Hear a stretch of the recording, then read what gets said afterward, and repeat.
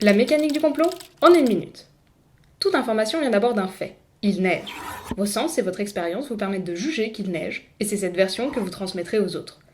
Les autres confirmeront ou infirmeront votre jugement, mais s'il est suffisamment argumenté et logique, ils ne pourront qu'être d'accord.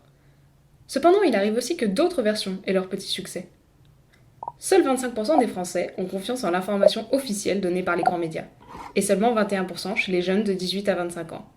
Les autres auront donc tendance à vouloir se renseigner ailleurs, notamment sur Internet. Voilà sur quoi ils pourraient tomber. Le fait que la neige devienne noire au lieu de fondre au contact d'un briquet, ou que les canons à neige utiliseraient des polymères plastiques, ou que l'on pourrait faire neiger comme les Chinois ont empêché de pleuvoir. Tout cela prouvant que la neige pourrait en fait être fausse, en plastique. C'est à ce moment-là qu'arrive la confrontation, entre les défenseurs de la neige naturelle, la majorité, et ceux de la théorie de la fausse neige, moins nombreux.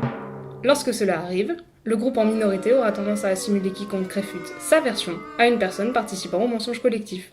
Et c'est là que naît le complot. Vous vous pensez hors d'atteinte ? Pourtant, alors que seulement 12% de la population se dit très crédule, 79% des Français croient à au moins une théorie du complot. Et chez vous, il neige ?